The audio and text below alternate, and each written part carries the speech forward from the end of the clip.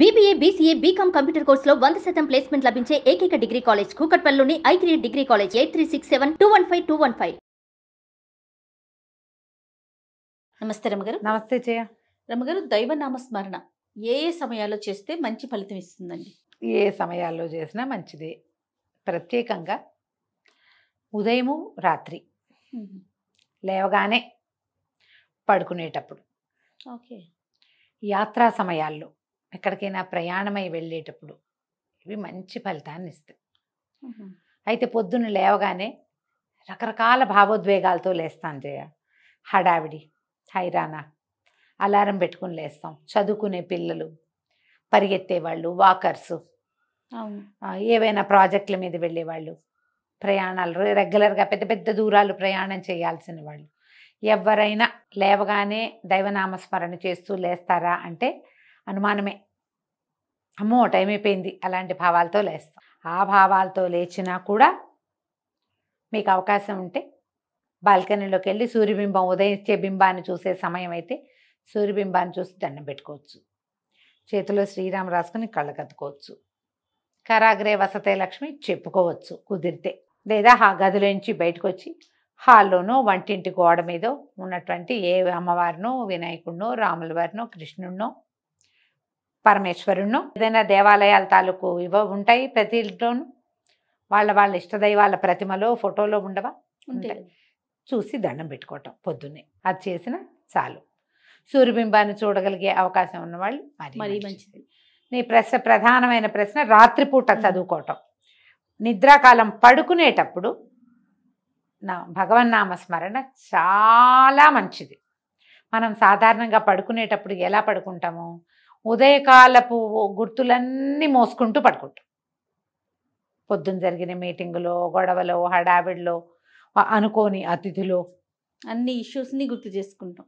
Expected are unexpected ఈవెంట్సో, ఏవో పోట్లాటలు, గొడవలు, చికాకు ఇవి మోసుకుంటాం. దీంతోపాటు రాత్రిపూట చూసిన న్యూసో, సినిమావో, ఏదైనా కథలు చదివితే ఆ పుస్తకమో, వీటితో పడుకుంటాం. ఎంతమంది మంచి పుస్తకం చదివి పడుకుంటారు జయ? మంచి భావాలతో పడుకోగలుగుతాం మనం? తక్కువ కదా. తక్కువ. కొంచెం పెందరాళే మంచం మీదకి చేరిపోయి అట్లా ఏదో పుస్తకం చదువుకుని పుస్తకం పక్కన పెట్టి రామకృష్ణ అనుకొని పడుకునే వాళ్ళు ఎంతమంది ఉంటారు? 50% కంటే ఎక్కువే టీవీ ఆపి పడుకోవడానికి వెళ్తారు. ఇప్పుడు ఫోన్ రమ్మగారు. టీవీ కాకపోతే ఫోన్ ఆపి పడుకుంటారు. ఇప్పుడు ఈ ఫోన్లో ఉన్న రకరకాల వ్యవహారాలు, మనం చూసినవి, చదివినవి, విన్నవి, గుర్తుపెట్టుకోవాల్సినవి, అక్కర్లేని చెత్తలు మొత్తం అన్నీ స్టోరేజే. మనం పడుకుంటే మన మీద ఉండే ఫస్ట్ ఎఫెక్ట్ ఏంటి? అవే.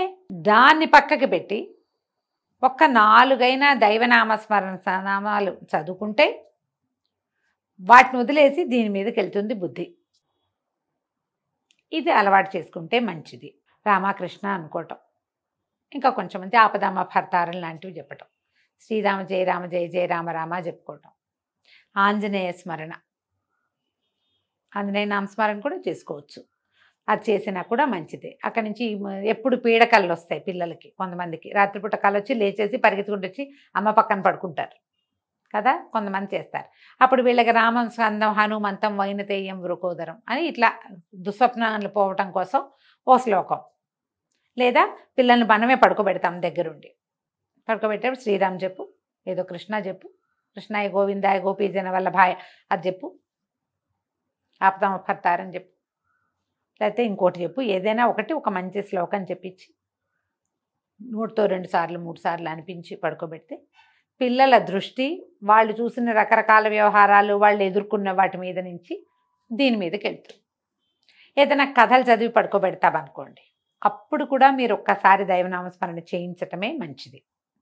ఇది అలవాటు చేస్తే ఏంటంటే మనం ఎంత ఇబ్బందిలో ఉన్నా ఇదేదైనా స్మరిస్తే మనకి బాగుంటుందనే ఒక భావాన్ని మనం అలవాటు చేస్తాం. మనము అలవర్చుకోవాలి. అది మనం కూడా అలవర్చుకోవాలి. నేను ఇన్నేళ్ళైనా ఆపదామ భర్తారం మానం చేయ, ఆపదామ భర్తారం చదువుతా. దాంతోపాటు 2 ఆంజనేయ స్వామి శ్లోకాలు చాలా కాలంగా అలవాటుగా ఉన్నాయి.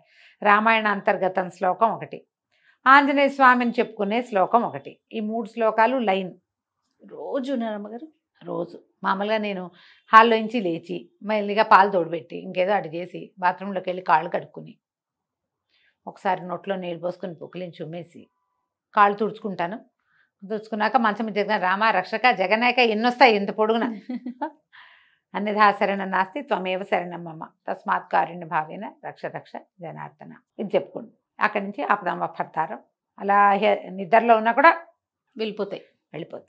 తెల్లవారుజామున మెలకు వచ్చేసింది, తోచలేదు, నిద్రపట్టలేదు, ఆపదామ పడతారు. అప్పుడు కళ్ళు మూసుకుని నేనేం చేస్తానంటే ఒక పాత పద్ధతి, నేను ఇదివరకు నీకు చెప్పే కదా, ఒక చిన్నప్పటి సీన్ ఒకటి క్రియేట్ చేస్తా. నడిచి వెళ్ళింది, మా ఇంటి నుంచి అక్కయ్య గారింటికి వెళ్ళింది, చెప్పులు లేవు, నేను లంగా వేసుకున్నా, నేను అంతే పిల్లని. అప్పుడు వాళ్ళు కనపడ్డారు, వీళ్ళు కనపడ్డారు, ఏం కనపడింది, ఆవులు కనిపించింది, గేదెలు కనిపించినాయి, గోడ మీద రాసిన పేరు కనపడింది. ఓల్డ్ సీన్ క్రియేట్ చేసుకుంటా, దాంతో నిద్రపోతాను. లేకపోతే పట్టదు నిద్ర. 3ంటికి మెలకు వస్తే అంతే కదా, చూస్తూ ఉండమే పైకి. ఏం చేస్తాము, ఏదో ఒకటి అలవాటు చేసుకోవాలి. కానీ ఆపదమ్మ పడతారం చాలా హెల్ప్ చేస్తుంది. ఓకే, ఒక్కొక్కళ్ళ ఒక అలవాటు, ఏదో ఒకటి మీకు ఇష్టదేవతకి ఏది సంబంధించిన శ్లోకం ఉన్నా సరే, ఇష్టదేవతకు సంబంధించి నేర్చుకుని నీ పిల్లలకి నేర్పించవచ్చు. ప్రయాణాలప్పుడు కూడా రమ్మగారు, యాత్రా సమయంలో గనక మనం ఆంజనేయ స్వామిని తలుచుకుంటే మనకి ప్రయాణంలో వచ్చే ఇబ్బందులని అధిగమించగలుగుతాం. ఒకటి, ఇబ్బందులు రావు, వచ్చినా మనం దాన్ని ఫేస్ చేయగలుగుతాము. ఈ రెండు కావాలి కదా, రాకుండా ఉండాలి. వస్తాయి అనుకో, వచ్చినాయి అనుకో, ఫేస్ చేయాలి కదా. ఏదో ఒక ఇబ్బంది పడి అడంగు చేరాలి మనం, అవతల ఎక్కడికి వెళ్ళాలో అక్కడికి, లేదా వెనక్కి రావాలి. ఏదో అయిపోకూడదు మనం, ఏమిటో అయిపోకుండా సరిగ్గా అటో ఇటో వెళ్ళాలి కదా. అవును కదా, దానికి సహాయం చేస్తుంది దైవనామ స్మరణ. చాలా అంటే చాలా చాలా చాలా మంచిది. అలవర్చుకుంటే ఇప్పుడు దీన్ని డిపెండెన్సీగా భావిస్తారు చాలా మందికి. ఇప్పుడు వచ్చిన ప్రాబ్లం ఏంటంటే, మనం దేవనామ స్మరణ చేసుకుంటాము, ఏదో దేవుని తలుచుకుంటాము, రామ రామ కృష్ణ కృష్ణ అనుకుంటాము, గోవిందా గోవిందా కూడా అంటాం. ఏం మీ మీద మీకు నమ్మకం లేదా, మీకు ఎప్పుడు దేవుడే ఉండాలా అంటారు. నువ్వు ఇండిపెండెంట్గా లేవు, మీకు డిపెండెన్సీ ఉంది. ఏంటి దేవుడి మీద కూడా? 10 మంది దగ్గరైనా విన్నా నేను ఈ మాట. డిపెండెన్సీ ఉంది. అవును, మనం మనుషుల మీద డిపెండ్ అవ్వటం లేదు. ఈ దైవం ఎక్కడో లేడుగా, నీలో నీతోనే ఉన్నాడు కదా. అంతేగా, నీలో ఉన్న భగవంతుడి మీద నువ్వు డిపెండ్ అయితే ఏమిటి తప్పు? అతనేమి నిన్ను వద్దంటలేదే. నువ్వు నిన్న కూడా నీకు వచ్చాను సాయం, ఇవాళ నేను రానని మన ఫ్రెండ్ లాగానో, మన అన్నయ్య లాగానో, మన అక్కయ్య లాగానో అంటాడా? నాకు పని ఉందంటాడా? నాకు వేరే పనులు ఉంటాయిరా నాయన, నీతో నేను రానండి అంటలేదుగా. మనం వినడల్లా, మనం అది వినాం. అవును, మనం నో వినం భగవంతుడి దగ్గర నుంచి. ఎప్పుడైనా నో జరుగుతుందేమో, జరగచ్చు, అది మనం మంచికే అనుకోవాలి, అనుకోవాలి. అది మన మంచికే ఆ మాట అనుకుంటే. ఇప్పుడు ఇది సెల్ఫ్ డిపెండెన్సీ లాంటిదే. ఇది నువ్వు భగవంతుడిని నమ్మటం అంటే నువ్వు ఏదో నమ్మడం కాదు, అది నిన్ను నువ్వు నమ్ముకోవటమే. నీలో ఉన్న దైవాన్నే నువ్వు నమ్ముతున్నావు. ఈ ఐడియాతోటి ముందుకెళ్ళండి. రాత్రి పడుకునేటప్పుడు తప్పనిసరిగా ఏదైనా ఒక దైవనామానికి సంబంధించిన పెద్దది కాకపోతే చిన్న స్తోత్రమైన చదువుకోండి. నెంబర్ ఆఫ్ టైమ్స్ చదవండి. ఒకదాన్నే 100 చదవద్దు, ఒక్కటే తీసుకో, దాన్నే ఎక్కువ సార్లు అంటూ ఉండు అని చెప్పండి. ఓకే, పిల్లలకి చెప్పచ్చు. మీరు అది అలవాటు చేయండి. ఎంత ప్లెజెంట్గా పడుకుంటారో చూడండి. తప్పకుండా. నమస్తే. నమస్తే.